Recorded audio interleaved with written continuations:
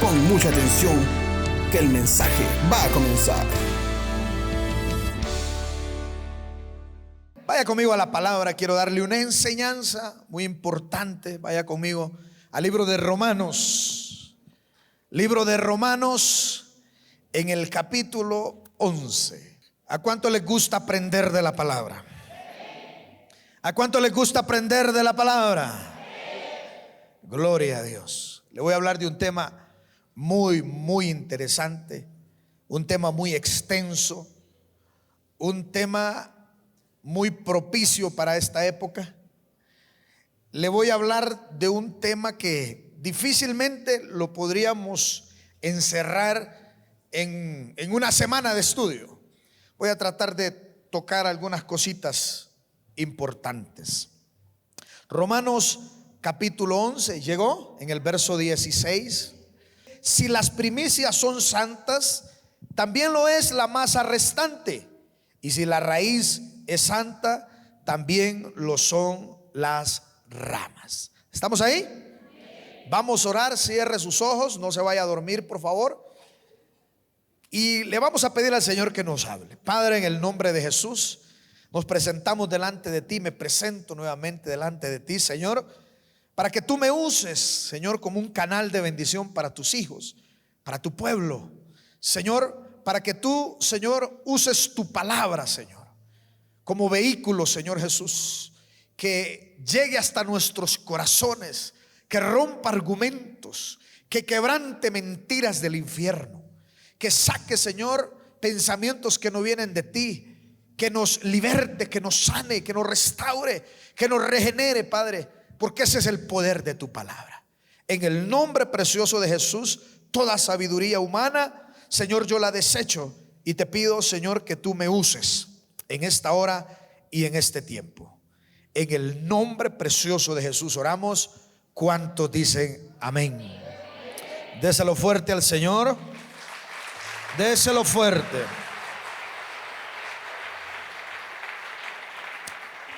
Si usted tiene papel y lápiz, sáquelo, porque hoy vamos a aprender. Y es importante de que lo que nosotros le hablamos a usted, lo que nosotros le enseñamos, usted lo sigue estudiando, usted lo sigue escudriñando, porque usted no solo es cristiano aquí en la iglesia, porque usted no solo lee la Biblia aquí en la iglesia, usted la lee en su casa. Amén. Amén. Y lo primero que nosotros tenemos que entender es que Dios siempre ha querido que su pueblo sea un pueblo bendecido. Amén. Dígale al que está al lado: Dios te quiere bendecir, dígale. Pero dígaselo así, con convicción. Dígale: Dios te quiere bendecir en todas las áreas de tu vida. Amén. Amén. Gloria al Señor. Entonces, Dios levantó a un pueblo. Dios se le apareció a un hombre. Usted conoce la historia de Abraham, y le dijo que en él serían benditas todas las naciones de la tierra. En tu simiente serán benditas todas las naciones de la tierra. Dios quería levantar un pueblo. Vete de tu tierra y de tu parentela a la tierra que yo te diré, y haré de ti una nación grande, y te bendeciré y engrandeceré tu nombre, y serás bendición. Dios quería un pueblo que fuese bendición para otros. Dios quiere que nosotros, que usted y yo, seamos bendición para otros. En el mundo éramos la perdición de otros, pero en Cristo somos la bendición de muchos. ¿Ok? Si usted tiene ahí a su esposo o a su esposa, dígale: yo soy tu bendición, dígale. Y si tiene un amigo, un hermano, dígale: yo también soy tu bendición, dígale. Amén. Amén. Que cuando la gente lo vea a usted, vea la bendición de Dios en usted. La bendición en una palabra, la bendición en un consejo, la bendición en todas las áreas de su vida. Amén, hermano. Entonces Dios siempre quiso que el pueblo de Israel fuese un pueblo bendecido, fuese un pueblo próspero. Después levantó a su iglesia, a los gentiles, Y Dios siempre ha querido que la iglesia sea la bendición más grande para el pueblo, para la ciudad, para el lugar donde se establezca. Dios siempre ha querido que nosotros, su pueblo, seamos bendición para el mundo. Amén, hermano. Por esa razón, Dios estableció estatutos. Dios estableció las normas, las leyes. Hay gente que vive peleando, gente que vive confundida.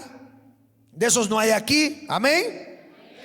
Viven peleando, viven confundidos, diciendo que la ley es del Antiguo Testamento y que ya no vivimos en la ley, que vivimos en la gracia y que ya ese es otro tiempo. Y más cuando hablamos de principios como el principio de la primicia. Ya le voy a explicar algo bien hermoso, algo que usted y yo lo necesitamos entender. Entonces viven peleando, no, pero es que eso es del Antiguo Testamento, eso es del Antiguo Pacto. Y mi hermano, usted y yo tenemos que comprender por qué Dios puso la ley. Y hoy usted lo va a entender. ¿Por qué Dios estableció la ley? Y una observación que nosotros tenemos que hacer es que no porque no vivamos en la ley, nosotros tenemos que violentar la ley. O sea, no vivimos en la ley, y como no vivimos en la ley, entonces yo puedo ir y matar a otro. De ninguna manera. No puedo hacer eso. Entonces yo puedo ir a robarle a otro. De ninguna manera. Yo no puedo hacer eso. Pero no estamos en la ley. No estamos en la ley, pero no porque no estemos en la ley yo tengo que violentar las reglas, las leyes, los principios establecidos en la ley. Amén. Entonces, hoy vamos a cambiar ese pensamiento. Amén. Hoy vamos a aprender cosas diferentes. ¿Por qué Dios puso la ley? Primero, usted tiene que entender que la ley no salva a nadie. La ley no se puso para salvación. La ley no se puso para salvar a un pueblo. La ley con todos sus estatutos era imposible y es imposible que un ser humano la pueda cumplir.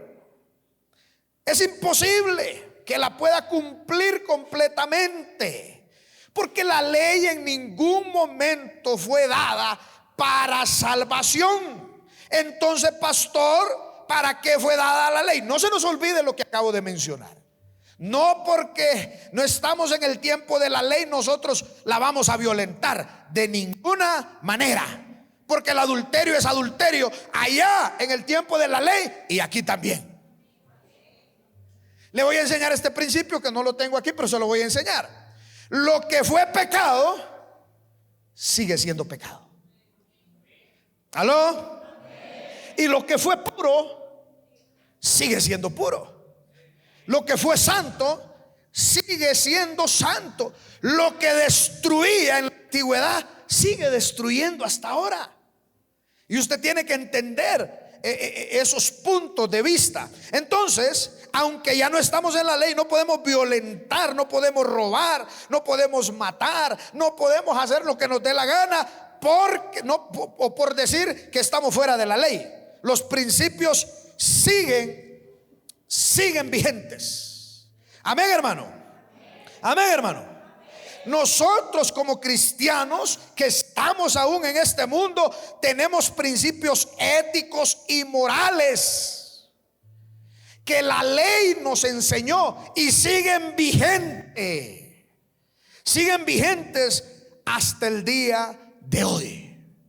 Vivimos por principios éticos, vivimos por principios morales que siguen vigentes hasta el día de hoy.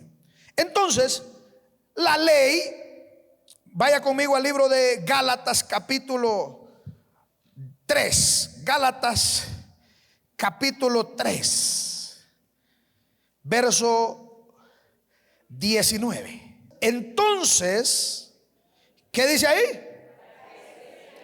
¿Para qué sirve la ley? Mire la pregunta. Pablo explica. Usted tiene que estudiar el libro de Romanos. Pablo explica muy bien la ley y cómo funciona la ley. Voy a tratar de explicárselo un poco hoy.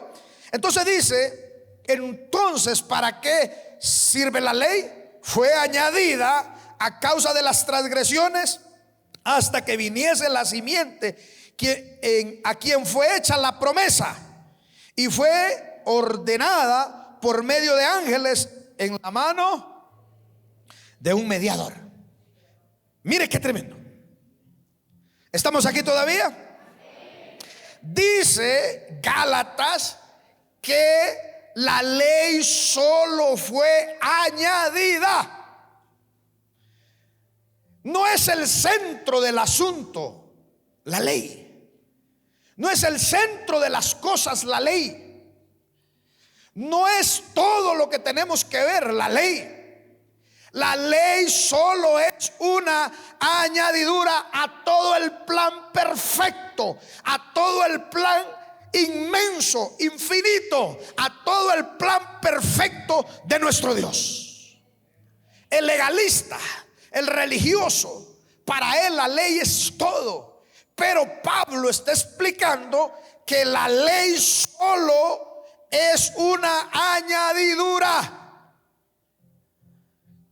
O sea que solo es parte de un paquete completo. Usted ve un auto y de repente pues usted lo desarma y va a ver todas las piezas. Y luego lo arma y entonces tiene el auto completo. Pero si usted solo anda un foco, usted no anda el auto completo. Usted no viene con un foco, con una, aquí dice ya, aquí ando mi auto. No, solo anda una pieza de todo aquel sistema. La ley solo es una añadidura. Usted ni siquiera es lo principal, porque usted no agarra el motor del carro y va a donde el mecánico y le dice, ponémele un carro a este motor.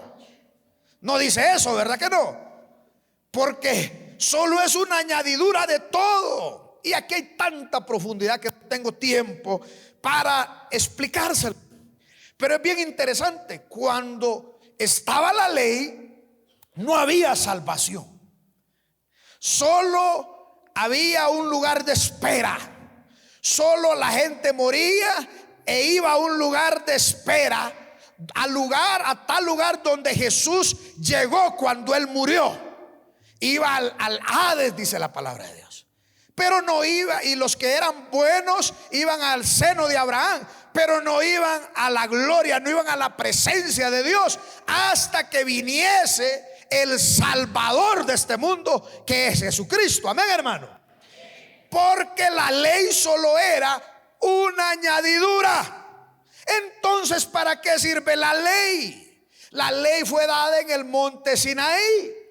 Pero antes del monte Sinaí hubo muchas generaciones de hombres, hombres que pecaron, hombres que fallaron. Pero como no había ley que los señalara, como no había ley que los culpara, entonces nadie los podía culpar. Usted puede andar en una moto aquí a 100 kilómetros por hora por ahí, pero como no hay una ley dentro de este lugar que diga que si usted anda 100 kilómetros por hora lo meten preso y le quemamos la moto, entonces usted lo puede hacer porque no hay una ley. Entonces la ley fue dada en el Sinaí, la ley fue dada a Moisés para que sacara a flote, para que sacara a relucir, para que mostrara el pecado, para que mostrara el camino errado, para que mostrara el camino erróneo. Si no hay ley, entonces nadie sabe cuándo está mal o cuándo está bien. ¿Aló? ¿Estamos entendiendo lo que estoy hablando? Entonces la ley sacó a flote, sacó a la luz, sacó a relucir el pecado.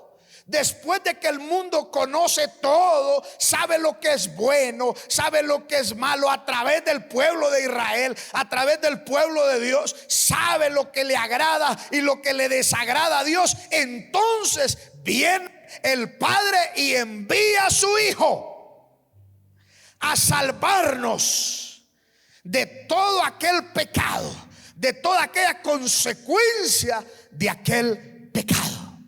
Entonces, si no hubiese sido la ley, si no hubiese estado la ley, todo mundo estuviese bien. No había nada que nos condenara. Pero al estar la ley hubo condenación. Pero Dios no solo condenó al mundo, Dios también salvó al mundo. Porque de tal manera amó Dios al mundo que ha mandado a su único Hijo, para que todo aquel que en él cree no se pierda, mas tenga vida eterna. Aleluya. Gloria a Dios por nuestro Señor.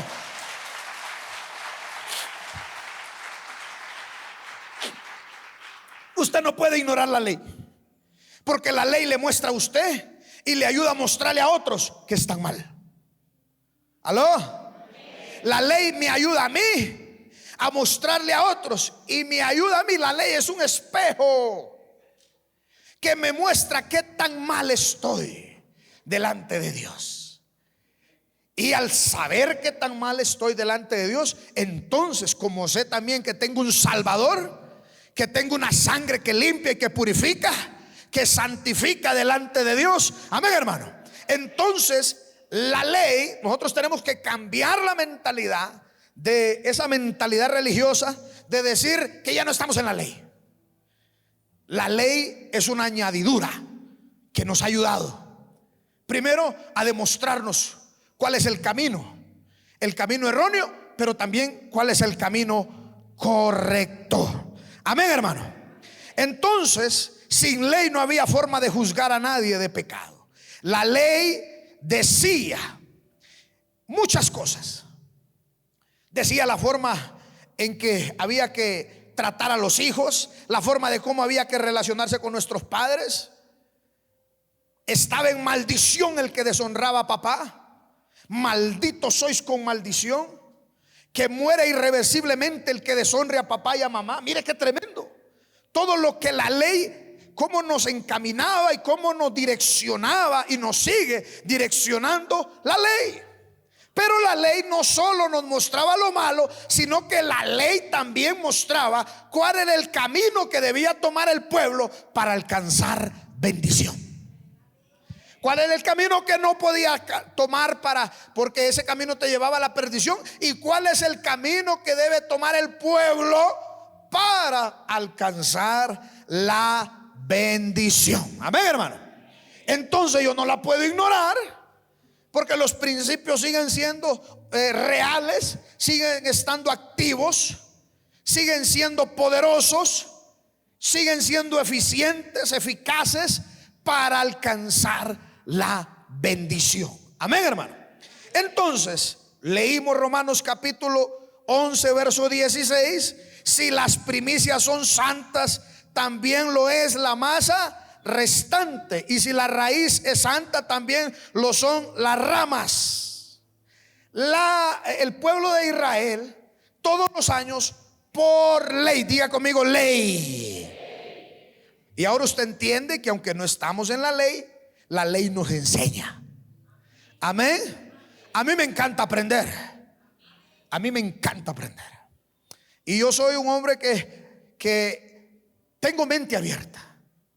Yo salgo y yo entiendo que Dios te muestra, te enseña en todo y con todos. Aprendemos de todos. Amén, hermano.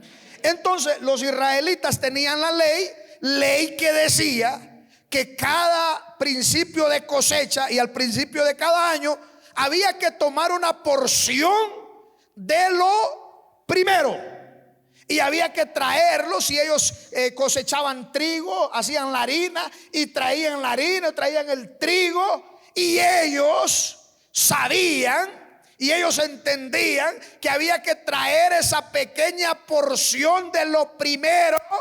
Y que al traerla, cosa de Dios, ¿ok? Cosa de Dios. Porque hay cosas que solo son de Dios, que no las entendemos, que no las podemos explicar. Como dice en los evangelios, que el sembrador tira la semilla y no sabe cómo, pero es Dios que ahí dentro de la tierra hace que la semilla germine y crezca. Pero eso es cosa de Dios. El sembrador solo hace lo suyo. Entonces el pueblo de Israel por orden de la ley, porque ellos sabían que la ley les daba la línea, traían de lo primero, y con eso ellos tenían la certeza y la seguridad que la demás cosecha estaba siendo bendecida, estaba siendo santificada. Mire qué tremendo. Traerán, las primicias son santas, y las primicias son santas, también lo es la masa restante. Ellos sabían que por orden había que traer, y al obedecer, lo demás era santificado. Hay algo bien hermoso también en este texto. Dice: y si la raíz es santa, habla de raíz, también lo son las ramas. Oiga bien, estamos aquí todavía. Usted ve a un hombre bien bendecido, usted ve a un hombre en buen carro, usted ve a un hombre con la familia bien bonita, sanos, alegres, pero y usted se pregunta: ¿y cómo hará? Yo quisiera ser bendecido, yo quisiera ser como esa persona. Usted tiene que entender que es cuestión de raíz. Le voy a explicar de otra forma. Usted ve un árbol bien frondoso, verde, con fruto, grueso, y aunque venga la sequía, él se mantiene hermoso, que aún los pájaros y aún los hombres buscan su sombra. Usted dice: qué hermoso árbol, pero déjeme decirle que ese árbol frondoso está así porque tiene buena raíz, tiene raíz profunda, tiene raíz fuerte, tiene raíz sana. Yo vengo del campo y nosotros sembrábamos las líneas de café, pero le estoy hablando de cientos y miles de líneas de árboles de café, y teníamos que hacer huecos profundos y después llenarlos con buena tierra para que la raíz de aquel árbol creciera profunda y se hiciese fuerte. Wow, después de un año aquella finca se miraba preciosa, pero de repente entre medio de esa finca habían arbolitos todos dañados. Nosotros los arrancábamos, oh sorpresa, en la raíz había una piedra. Es cuestión de raíz. Usted ve a una persona bendecida, es porque está bien enraizado, es porque está bien cimentado en los principios del Señor. Está bendecido porque está bien enraizado en la palabra del Señor. Porque en lo oculto, porque en lo secreto, mi hermano, él es un hombre que sigue los preceptos y los principios del Señor. Nadie sabe lo que usted le da al Señor, pero sí se ve el fruto de lo que usted hace y lo que usted le da al Señor. No por guapo es que anda bien bendecido, es porque en lo oculto, en lo profundo, en la raíz, es una persona dadivosa, generosa, fiel. Amén. No de guapo, es cuestión de raíz, es cuestión de profundidad. Nadie sabe, mi hermano, si hay gente que viene aquí a la iglesia y solo por fe voy a dar, y solo hacen ¿dónde aprendió eso? ¿Dónde aprendió eso? Mire, nosotros nos hemos llevado tantas cosas. Yo era inocente cuando vine al Ecuador, pero los ecuatorianos me quitaron la inocencia.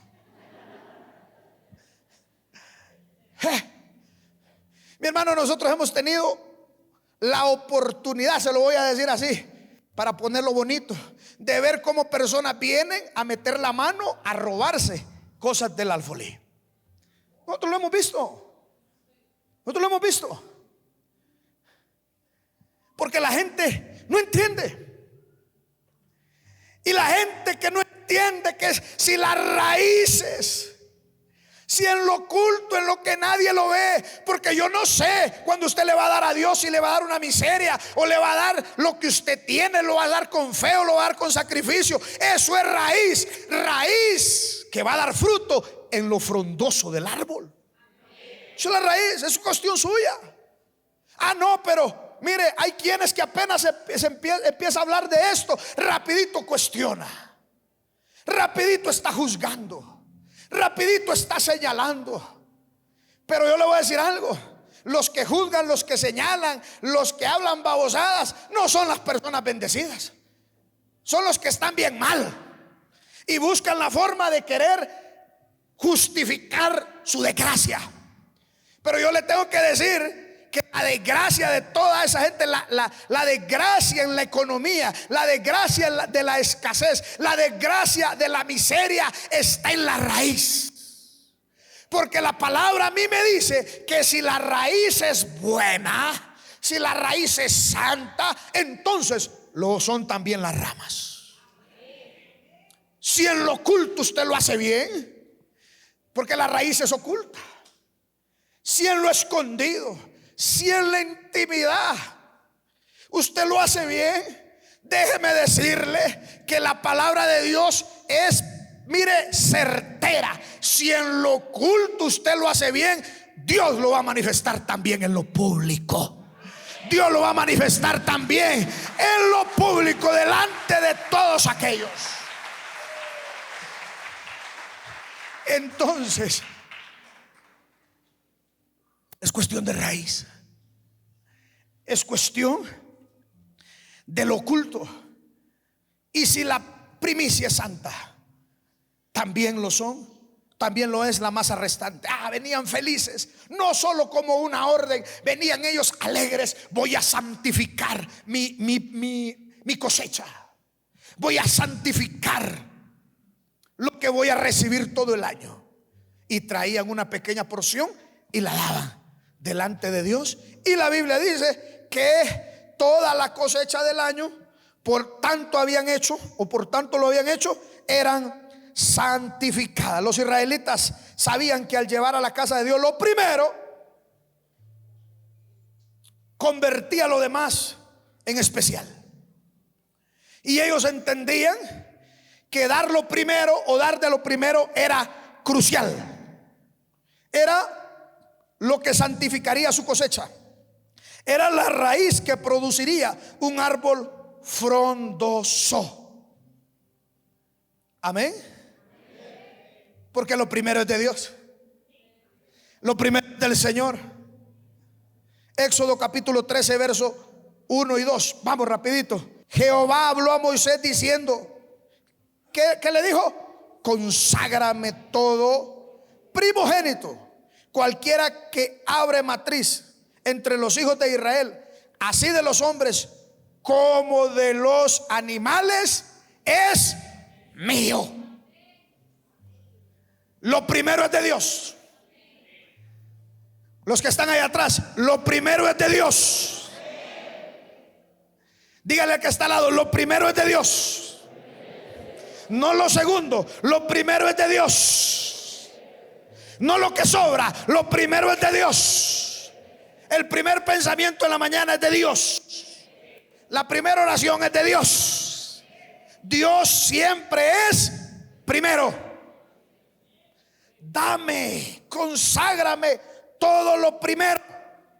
Usted conoce la historia cuando el Señor envió las plagas a Egipto.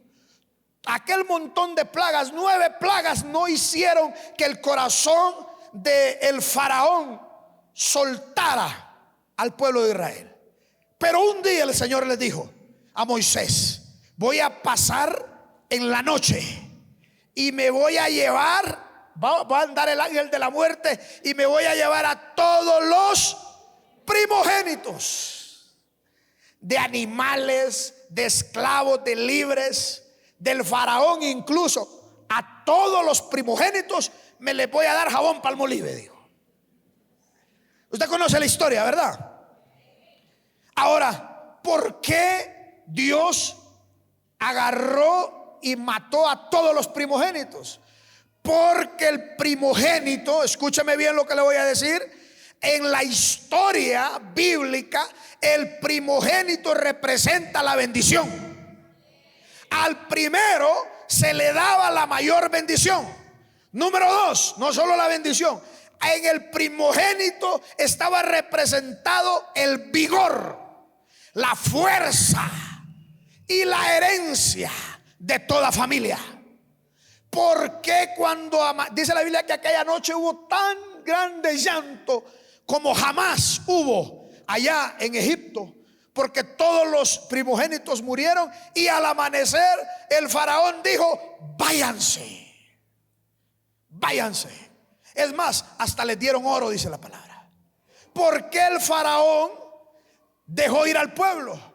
Porque aún la historia dice que Egipto nunca más volvió a ser la misma. ¿Sabe por qué? Porque había muerto el vigor de Egipto, porque había muerto la fuerza de Egipto, porque había muerto el futuro, la esperanza de Egipto, porque había muerto lo que representaba la bendición de Egipto. La historia dice que Egipto nunca más volvió a ser igual, nunca más. Mire qué interesante, mire qué poderoso, mire qué importante que es lo primero.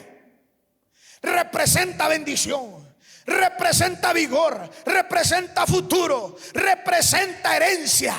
Por eso el Señor le dijo al pueblo de Israel: traiga lo primero, porque lo primero es lo que bendice a lo restante. Traiga lo primero, porque lo primero me pertenece, dijo el Señor. Hermano, usted y yo tenemos que entender la importancia de la primicia. ¿Qué le estoy diciendo al Señor con mi primicia? Traigo una porción de mi futuro, traigo la porción de mi vigor, traigo la porción de mi fuerza. Sé y entiendo lo importante que es lo primero. Y por eso, porque es importante, por eso lo traigo delante de ti. Amén. ¿Qué me dice de Abraham? Abraham, usted sabe que tuvo su hijo Isaac, tuvo otro hijo que era de la criada, pero el Señor le dijo: no, la nación que voy a levantar es con Sara, con la cuchita. Amén. Y dice la Biblia que Dios hizo lo que tenía que hacer con Abraham, pero un día el Señor le dijo a Abraham: tenés que entregarme el primogénito. Qué duro tuvo que haber sido para Abraham entregar su chulla varón. Qué duro tuvo que hacer para Abraham entregar su primicia, su primogénito. Génesis capítulo 22, búsquelo conmigo, que tenemos que leer algo bien importante. Aconteció después de estas cosas que probó Dios. Diga conmigo: probó. Las primicias prueban, ¿ok? Las primicias son bien importantes. Probó Dios a Abraham y le dijo a Abraham, y él respondió: heme aquí. Y dijo: toma ahora tu hijo, tu único, Isaac, a quien amas, y vete a tierra de Moriah y ofrécelo ahí en holocausto sobre uno de los montes que yo te diré. Y se levantó, y Abraham se levantó muy de mañana. Mire, ni se dio cuenta Sara, porque imagínense que Abraham le dijera a Sara: me voy a volar a nuestro hijo. Se lo vuelan a él primero. Dice que bien de mañana, yo creo que Abraham algo le metió al café de Sara para que se quedara bien dormida. Pero se levanta bien de mañana. Y Abraham se levantó muy de mañana y enalbardó o ensilló su asno y tomó consigo 2 siervos suyos y a Isaac su hijo, y cortó leña para el holocausto, y se levantó y fue al lugar que Dios le dijo. Por cuestión de tiempo no vamos a seguir leyendo. Le cuento que Abraham tuvo que ser duro para Abraham, tuvo que ser fuerte para Abraham. A veces es duro darle al Señor, pero Abraham sabía lo que estaba haciendo. La historia dice que Abraham llegó a aquel lugar e Isaac, dice la palabra, le preguntó a Abraham: padre, aquí está la leña y aquí está el fuego, ¿dónde está el sacrificio? La respuesta de Abraham es tremenda. Abraham le dijo a su hijo Isaac: Dios proveerá. Yo vengo a decirle a usted, Dios proveerá. Solo obedezca como Abraham. Dios proveerá. Solo imagínese esa escena. Abraham colocando a Isaac, pero creyendo en su corazón, con una palabra en su mente, en su espíritu y en su corazón: Dios proveerá. Aunque me duele, pero Dios proveerá. Aunque no es fácil para mí, Dios proveerá. Dios provee cuando hay alguien que obedece, cuando hay alguien que le cree. Y yo creo que nosotros somos como Abraham, que le creemos. ¿Qué me dice de aquella mujer? De aquella mujer que entregó su hijo, aquella mujer que estaba en el templo llorando, Ana, que no podía tener hijos, pero ella levantó su voz al cielo y dijo: Señor, si tú me das un hijo, el primero, el primogénito, mi primicia, yo te la voy a entregar. Y así nació Samuel, el primer profeta de Israel. La Biblia dice que Ana tuvo 5 hijos más.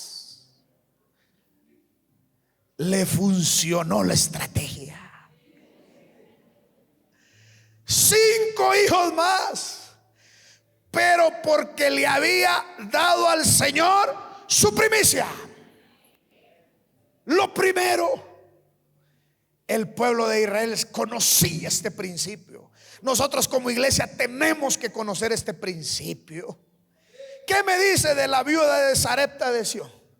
Aquella mujer que no tenía nada que comer, dice la Biblia, nada que comer. Eso está en el libro de Reyes, capítulo 17, solo anótelo. Aquí el hermano lo va a poner. Dice que aquella viuda no tenía nada para comer, solo un poquito de harina. Y había salido a buscar leña para hacer una torta, comérsela y echarse a morir. ¿Se acuerda de la historia? Cuando el profeta la ve en el verso 12, Primera de Reyes 17, 12, dice: y ella respondió: vive Jehová tu Dios, que no tengo pan cocido, solamente un puñado de harina tengo en la tinaja y un poco de aceite en una vasija. Y ahora recogía 2 leños para entrar y prepararlo para mí y para mi hijo, para que lo comamos y nos dejemos morir. Verso 13, Elías le dijo: no tengas temor, ve, haz como has dicho, pero hazme a mí, ¿qué dice? Primero. No tengas miedo.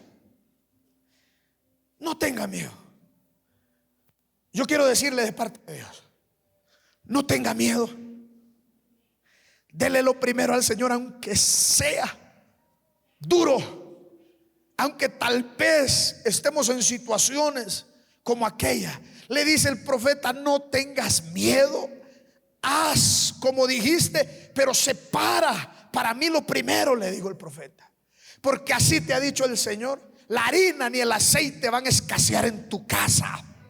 El poder de lo primero. Estamos en el primer mes del año, y yo le aconsejo a usted, lo hemos hecho por todos los años. Este ministerio lo ha hecho desde que llegó al Ecuador en el 2011 con 13 personas. Y ahora somos varias iglesias. Somos 32 pastores. Mire lo que Dios ha hecho. Pero sabe, todos los años le hemos dado siempre al Señor nuestra primicia. Lo primero, a nivel personal, a nivel de iglesia, con nuestras autoridades. Hemos sido fieles, hemos entendido el poder que tienen las primicias. Sabemos que es parte de la raíz que hace a nuestro árbol frondoso, fructífero y de bendición para multitudes. Pero entendemos cuál es el principio y cuál es la importancia de las primicias. Lo primero. La Biblia dice